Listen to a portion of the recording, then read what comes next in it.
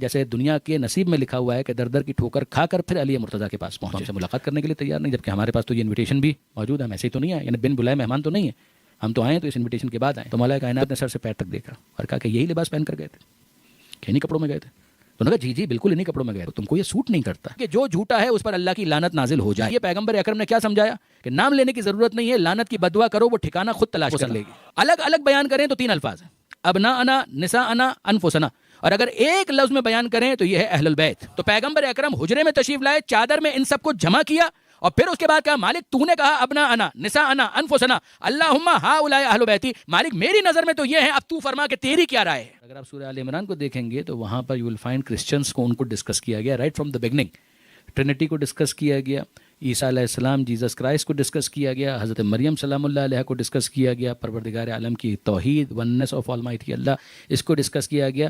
You will find these topics to be discussed in the first 60+ verses. Why? Because یہ ساری کی ساری وہ کوشچنس کا رپلائی ہے کہ جو نصارہ نجران نے کیے تھے۔ نصارہ کرسچنس کے لیے ایک اور ورڈ ہے، Najran is a place, Najran is a location, is a place. The holy prophet انہوں نے اس موقع پر جہاں مختلف علاقے والوں کو خطوط لکھے تھے، انہی میں نجران کے علاقے والوں کو بھی خط لکھا تھا۔ یہ نجران کہاں پر ہے؟ آپ مدینہ سے اگر یمن کی طرف جائیں تو نجران درمیان میں پڑتا ہے، ان بٹوین، یعنی بہت زیادہ دور بھی نہیں لیکن بہت زیادہ قریب بھی نہیں۔ تو وہاں پر جو افراد تھے ان کو جب پیغمبر اکرم نے انوائٹ کیا ٹورڈ اسلام تو دے سینٹ اے ڈیلیگیشن، جس کے اندر ان کے پریسٹ تھے، ان کے روحانی اسپریچول افراد تھے، وہ سب وہاں پر آئے تھے۔ ایک بڑا ہائی لیول کا ڈیلیگیشن تھا جو امپاورڈ تھا کہ اگر کوئی ایگریمنٹ کرنا ہو، کوئی کانٹریکٹ کرنا ہو تو وہ بھی وہ کر سکتا تھا، and that is why they did so. تو وہاں پر جب وہ لوگ آئے ہیں مدینہ منورہ میں اور پیغمبر اکرم سے ملاقات کے لیے، تو انہوں نے کام یہ کیا، اور وہ کام یہ تھا ان کا کہ انہوں نے جو ان کا روٹین کا ڈریس تھا، جو ان کا لباس تھا، اس کو انہوں نے چینج کیا، اور چینج کرنے کے بعد انہوں نے بالکل ہائی فائی، بہت زیادہ مہنگا جو لباس تھا وہ پہننا شروع کیا۔ یہ ان کا روٹین کا لباس نہیں تھا، یہ ان کا روٹین کا لباس نہیں تھا۔ They use to portray themselves as monks, یعنی بالکل ایک راہب جس طریقے سے ہوتا ہے کہ اگر ایک شخص ہے وہ تارک الدنیا ہو چکا ہو، وہ he is not interested in the worldly affairs, تو پھر جو اس کا ایک معاملہ ہوتا ہے کہ بھئی اس کو دنیا کی کوئی طلب نہیں ہے، he does not require any thing, کوئی ہائی فائی، کوئی شو شا اس کو نہیں چاہیے، تو وہ اس انداز کی زندگی گزارا کرتے تھے۔ مگر انہوں نے وہاں پر کہ بھئی ہم پیغمبر سے ملاقات کرنے جا رہے ہیں، ایک وہ شخص ہے کہ جو مدینے کا تاجدار ہے، جو مدینے کا رولر بھی ہے، تو ہم کو جب اس سے ملاقات کرنی ہے تو ہمیں اپنی ڈریسنگ کا خاص خیال رکھنا چاہیے۔ تو انہوں نے اپنا جو روٹین کا اٹائر ہے اس کو تبدیل کر دیا۔ ظاہر ہے کہ جب وہ مدینہ پہنچے ہیں تو انہوں نے کوئی جگہ لی کہ جہاں پر انہوں نے اپنا لباس وغیرہ تبدیل کیا، اور پھر اس کے بعد ریشم سلک کے بنے ہوئے لباس پہن کر وہ گئے اور پیغمبر اکرم سے ملاقات کے لیے مسجد کے اندر پہنچے، اس لیے کہ پیغمبر اکرم کے لیے مسجد آفیشیل ایک پلیس ہے۔ آپ میں سے وہ احباب کے جو مدینہ منورہ گئے ہیں یا مدینہ منورہ کی ہسٹری انہوں نے پڑھی ہے یا مدینہ منورہ سے ریلیٹڈ ایون میپس انہوں نے دیکھے ہیں، تو ان کو معلوم ہوگا کہ مسجد نبوی کے اندر مختلف پلرز تھے۔ ان میں سے ایک پلر کا نام تھا استوانۃ الوفود۔ استوانہ عربی کے اندر کہتے ہیں پلر کو، استوانۃ الوفود یعنی ڈیلیگیشنز والا پلر۔ نا واٹ ڈز دس مین؟ اس کا مطلب کیا ہے؟ اس کا مطلب یہ تھا کہ جنرلی اگر کوئی ڈیلیگیشن آتا تھا تو پیغمبر اکرم اس سے اس جگہ پر، اس پرٹیکولر پوائنٹ پر، اس پرٹیکولر پلیس پر، اس جگہ پر ملاقات کیا کرتے تھے۔ آج بھی وہ ہائی لائٹڈ ہے کہ وہ پلر کون سا تھا، یعنی پلر اس انداز کا نہیں ہے، وہ ماربل کا بن گیا ہے، مگر جگہ وہی ہے کہ جہاں پر کبھی پرانا پیغمبر کے زمانے کا استوانۃ الوفود ہوا کرتا تھا، ستون وفود یا پلر آف ڈیلیگیشن جس کو کہا جاتا ہے۔ تو پیغمبر اکرم وہاں پر ملاقات کیا کرتے تھے۔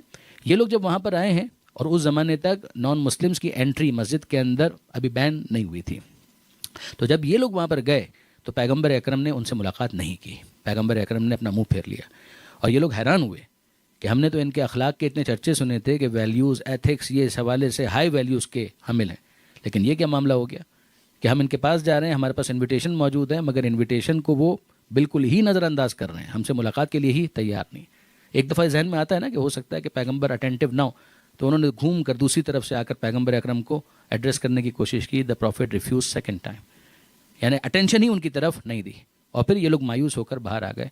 تو پھر اس کے بعد کسی سے انہوں نے سوال کیا، نام نہیں لے رہا ہوں، اسی سے آپ اندازہ کر سکتے ہیں بھئی کیا سبب ہے کہ ہم نے تو اخلاق پیغمبر کا اتنا چرچا سنا تھا، اور ہم جب یہاں پر آئے تو وہ تو ہم سے ملاقات کرنے کے لیے تیار نہیں، جبکہ ہمارے پاس تو یہ انویٹیشن بھی موجود ہے، ہم ایسے ہی تو نہیں آئے، یعنی بن بلائے مہمان تو نہیں ہیں، ہم تو آئے تو اس انویٹیشن کے بعد آئے۔ تو پیغمبر اکرم کے اس ایٹیچیوڈ کو وہ صاحب نہیں سمجھ پائے، انہوں نے کہا کہ ہم کو نہیں معلوم۔ 2-3 اور افراد سے بھی انہوں نے ٹرائی کیا، مگر اس کے باوجود ان کو وہ جواب نہیں ملا۔ پھر کسی نے کہا کہ اگر تم جاننا چاہتے ہو کہ پیغمبر اکرم کیوں تم سے ملاقات نہیں کر رہے، تو اخلاق تو ہے ان کا اتنا بلند، لیکن اگر تم یہ جاننا چاہتے ہو کہ تم سے کیوں ملاقات نہیں کر رہے، تو ان کے پاس جاؤ، یہ بچپن سے اللہ کے رسول کے ساتھ ساتھ رہیں، یہ اللہ کے رسول کے مزاج سے خوب واقف ہیں، یہ مزاج شناس محمد مصطفیٰ ہیں، یہ مزاج شناس رسالت ہیں، اور وہ آئے یعنی واقعاً جیسے دنیا کے نصیب میں لکھا ہوا ہے کہ در در کی ٹھوکر کھا کر پھر علی مرتضیٰ کے پاس پہنچے۔ تو اب جب مولا کائنات کے پاس وہ آئے اور ان سے انہوں نے کہا کہ ہم آپ کے رسول کے مہمان، ان کے پاس آئے تھے، یہ خط ہمارے پاس موجود ہے، مگر عجیب معاملہ یہ ہے اخلاق کی تعریف ہم نے اتنی سنی لیکن آئے تو وہ تو ہماری طرف توجہ ہی نہیں کر رہے۔ تو مولا کائنات نے سر سے پیر تک دیکھا اور کہا کہ یہی لباس پہن کر گئے تھے، کہ انہی کپڑوں میں گئے تھے؟ تو انہوں نے کہا جی بالکل انہی کپڑوں میں گئے تھے، یعنی کوئی ہم نے دربار کے آداب کی خلاف ورزی نہیں کی ہے، یعنی جو پروٹوکول ہونا چاہیے تھا ہم نے تو اس کو پورا آنر کیا ہے، اس کو فالو کیا ہے۔ تو مولا کائنات نے کہا کہ تم تو راہب ہونے کے دعوے دار ہو، تارک الدنیا ہو، مناسٹسزم کی بات کرتے ہو، تم کو یہ سوٹ نہیں کرتا۔ یعنی مولا کائنات جو سمجھا رہے ہیں کہ اگر تمہارا روٹین کا لباس یہ ہوتا تو عین ممکن ہے کہ پیغمبر اکرم اس میں بھی تمہیں ویلکم کرتے، مگر تم تو یہ سمجھ رہے ہو کہ یہ یہاں کی ریکوائرمنٹ ہے اور اس کو پورا کرنے کے لیے تم نے یہ اٹائر اپنا چینج کیا ہے، دس از ناٹ ایکسیپٹیبل۔ تو پیغمبر اکرم نے بین السطور یا بٹوین دا لائنز تمہیں میسیج یہ دیا ہے کہ تم اپنے روٹین کے لباس میں آؤ، پھر اس کے بعد ملاقات کرو تو پھر دیکھو کہ کیا ہوتا ہے۔ اب یہ انہوں نے کہا کہ ٹھیک ہے، ایک بات تو پتہ چلی کہ اس طریقے سے کر کے دیکھتے ہیں۔ وہ واپس وہاں پر آئے، انہوں نے اپنا لباس تبدیل کیا، جو ان کا یوزول عام جو لباس ہے وہ انہوں نے پہنا، اور پھر جب مسجد کے اندر آئے تو کہاں تو وہ منظر تھا کہ پیغمبر توجہ نہیں کر رہے تھے، اور کہاں یہ منظر ہے کہ پیغمبر کھڑے ہو کر ان کا استقبال کرتے ہیں، ان کا ویلکم کرتے ہیں، اور اس کے بعد بٹھاتے ہیں کہ تم میرے بھائی عیسیٰ کے ماننے والے ہو، آؤ اور آ کر بیٹھو۔ یہاں سے وہ گفتگو شروع ہوتی ہے جس کو اگر آپ دیکھنا چاہیں تو سورہ آل عمران کے اندر آپ کو اس کی پوری تفصیل مل جائے گی، جو میں نے گزارش کی کہ فرسٹ 60+ ورسز آپ کو اسی کانٹیکس کے اندر نظر آئے گی، جس میں وہ سوال کرتے جا رہے ہیں اور پیغمبر اکرم قرآن کی آیتیں نازل ہوتی ہیں اور آیت قرآنی کی روشنی میں ان کو جواب دیتے چلے جاتے ہیں، یہاں تک کہ معاملہ وہاں تک پہنچ گیا کہ وہاں پر یعنی یہ 1-2 دن کی بات نہیں، کئی دنوں تک یہ ڈسکشن چلا ہے، یہ نیگوسیشنز ہو رہے ہیں، مذاکرات ہو رہے ہیں، بات چیت ہو رہی ہے، سوال ہو رہے ہیں جواب، سوال ہو رہے ہیں جواب، سوال ہو رہے ہیں جواب۔ یہ خود اگر آپ دیکھیں تو اسلام کا اوپینین کیا ہے کہ ٹرائی ٹو کنونس، ان کے سامنے اپنا کیس پریزنٹ کرو اور ان کو کنونس کرنے کی کوشش کرو۔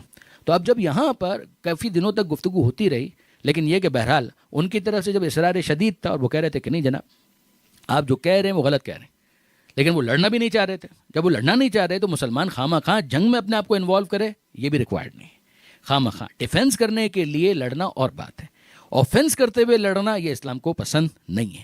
لہٰذا یہاں پر جو کیس ہوا وہ یہ ہوا کہ انہوں نے تلوار تو نہیں نکالی، تو اسلام نے بھی تلوار کی بات نہیں کی، لیکن انہوں نے وہاں سے اصرار کیا کہ جو ہم کہہ رہے ہیں وہی حق ہے، وہی سچ ہے، وہی درست ہے، وہی ٹھیک ہے۔ تو اب اس کے بعد پروردگار عالم نے جو آیت نازل کی، اس آیت کا نام ہے آیت مباہلہ، اور اس آیت میں جو پروردگار عالم نے ارشاد فرمایا وہ کیا ہے؟ فمن حاجک فیہ من بعد ما جاءک من العلم، اے حبیب علم آنے کے بعد اگر کوئی کٹ حجتی کرے، کٹ حجتی کا مطلب کیا؟ بحثہ بحثی، زدم زدہ، یعنی فقط ایک بحث کرنی ہے جس کے اندر کوئی معقول، کوئی ریشنل اپروچ نہیں ہے۔ جب ایسا ہے فمن حاجک یعنی کٹ حجتی کرنا، خالی بحثہ بحثی کرنا، تو اس مباحثے کا کوئی فائدہ نہیں ہے۔ جبکہ علم آ چکا، یعنی جب علم آ گیا، علم کہتے ہیں 100% کو، یعنی matter is quite clear, crystal clear, certain ہے، اس کے اندر کوئی ایمبیگوٹی نہیں ہے، کوئی ڈاؤٹ نہیں ہے، کوئی کسی قسم کا ابہام موجود نہیں ہے۔ تو پھر اب اس کے بعد کیا ہوگا؟ اگر کوئی اس کے بعد بھی کٹ حجتی کرے فقل تعالو، تو ان سے کہو کہ اب ہم مباحثہ نہیں کریں گے، مباہلہ کریں گے۔ ہم مباحثہ نہیں کریں گے، اب ہم مباہلہ کریں گے، اس لیے کہ باتیں تو اتنی ہو چکی، اتنی آیتیں تم کو سنائی جا چکی، اتنی باتیں تمہارے سامنے پیش کر دی گئی، آرگومنٹ کر دیا گیا، ایوری تھنگ از دیئر، اب ہم تم سے مباحثہ نہیں کریں گے۔ تو پھر کیا کریں؟ فقل تعالو، مباہلہ کرنے کے لیے کیا کریں؟ فقل تعالو، تو آ جاؤ، ندعو ابناءنا و ابناءکم، ہم اپنے بیٹوں کو آواز دیتے ہیں، تم اپنے بیٹوں کو آواز دو، ونساءنا ونساءکم، ہم اپنی عورتوں کو آواز دیتے ہیں، تم اپنی عورتوں کو آواز دو، وانفسنا وانفسکم، ہم اپنے نفسوں کو، جس کو ہم اپنی جان سمجھتے ہیں اس کو ہم بلاتے ہیں، تم جس کو اپنی جان سمجھتے ہو اس کو تم بلاؤ۔ پھر اس کے بعد ایک جگہ جمع ہو کر ہم کیا کریں گے؟ کہ ثم نبتہل، پھر ہم کریں گے مباہلہ۔ مباہلے کا مطلب کیا ہے؟ خدا سے لا لگانا، یعنی نہ تم تلوار اٹھاؤ نہ ہم تلوار اٹھائیں گے، نہ تم جنگ کرو نہ ہم جنگ کریں گے، تم بھی آ جاؤ میدان میں، ہم بھی آ جائیں میدان میں، مگر یہ میدان جنگ نہیں ہوگا، میدان روحانیت ہوگا، یہ میدان روحانیت ہوگا۔ تم راہب ہونے کے دعوے دار ہو، یہ رسالت کے دعوے دار ہیں، انہوں نے ابنا انا کے طور پر جن کا انتخاب کرنا ہے یہ لے آئے، نساء انا کو لے آئے، انفسنا کو لے آئے، تم بھی آزاد ہو، تم بھی لے آؤ۔ اب اس کے بعد میدان میں آ کر ہاتھوں کو اٹھاؤ، دعا نہیں کرنی ہے، بد دعا کرنی ہے، یہاں پر دعا نہیں مانگنی ہے، بد دعا مانگنی ہے، اور وہ کیا ہے؟ ثم نبتہل، لو لگاؤ، گڑ گڑاؤ، فَنَجْعَلْ لَعْنَتَ اللَّهِ عَلَى الْكَاذِبِينَ. نہ ہم نام لیں گے نہ تم نام لو. بد دعا یہ ہوگی کہ جو جھوٹا ہے اس پر اللہ کی لعنت نازل ہو جائے. اب آپ غور فرمائیے پیغمبر اکرم نے کیا سمجھایا کہ نام لینے کی ضرورت نہیں ہے, لعنت کی بد دعا کرو, وہ ٹھکانہ خود تلاش کر لے گی. آپ نے غور فرمایا کہ ضرورت نہیں ہے کہ نام لیے جائیں, لیکن یہ کہ بہرحال اس کے جہاں پہنچنا ہے وہ خود بخود پہنچ جائے گی. اب یہ آپ غور فرمائیے برادران عزیز کہ یہ جو پیغمبر اکرم نے کہا قرآن مجید کا حکم ہے, تو ندعو ابناءنا و ابناءکم نساءنا نساءکم انفسنا و انفسکم. لے کر کس کو گئے؟ لے کر کس کو گئے؟ ابناءنا کے طور پر امام حسن اور امام حسین کو, نساءنا کے طور پر جناب سیدہ کو, انفسنا کے طور پر مولائے کائنات کو. اب میں آپ کی خدمت میں ایک جملہ عرض کروں اور موضوع سے اس کو مربوط کر دوں.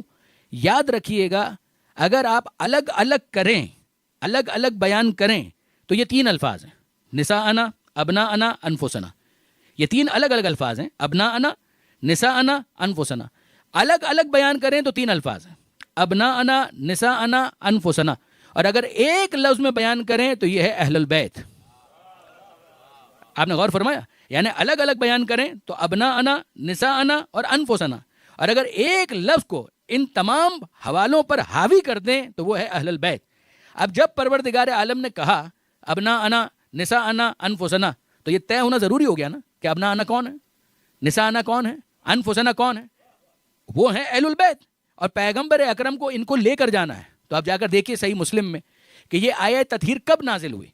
پہلے نصارہ نجران سے گفتگو ہوئی, ان کو مباہلے کا چیلنج دیا گیا, ان سے یہ کہا گیا کہ ابناءنا, نساءنا, انفسنا ہم لے کر آتے ہیں, ابناءکم, نساءکم, انفسکم تم لے کر آؤ. پیغمبر اکرم کے لیے ضروری ہوا کہ اس کو طے کریں کہ ہیں کون. تو پیغمبر اکرم حجرے میں تشریف لائے, چادر میں ان سب کو جمع کیا, اور پھر اس کے بعد کہا مالک تو نے کہا ابناءنا, نساءنا, انفسنا, اللہم ہؤلاء اہل بیتی, مالک میری نظر میں تو یہ ہیں, اب تو فرما کہ تیری کیا رائے ہے. آپ نے غور فرمایا, یعنی دونوں آیتوں کا آپس میں ربط یہ ہے کہ وہاں خدا نے پہلے کہا تھا ابناءنا, نساءنا, انفسنا. پیغمبر اکرم مصداق کو متعین کرنے کے لیے کہ مالک ابناءنا حسن اور حسین, نساءنا فاطمہ زہرا, انفسنا مولا علی, میری نظر میں یہ ہیں, اللہم ہؤلاء اہل بیتی. تو اب میں ایسوں کو لے جاؤں کہ جو صادق ہوں, اور ایسے صادق ہوں کہ دشمنوں پر, کاذبین پر لعنت کرنے کے اہل ہوں. میری نظر میں تو یہ ہیں, ان کے علاوہ میں کسی اور پر بھروسہ نہیں کر سکتا. ہؤلاء اہل بیتی و خاصتی و حامتی. غور کیجئے گا, یہ ہے میرے اہل بیت, یہ ہے میرے خاص الخاص, یہ ہے میرے حمایت کرنے والے, یہ ہے میرے حمایت کرنے والے. اب ان کو میں سمجھتا ہوں, تو بتا کہ تیری کیا رائے ہے. تو پروردگار عالم یا ریجیکٹ کر دے یا انڈورس کر دے. Proposed by prophet, seconded by almighty Allah.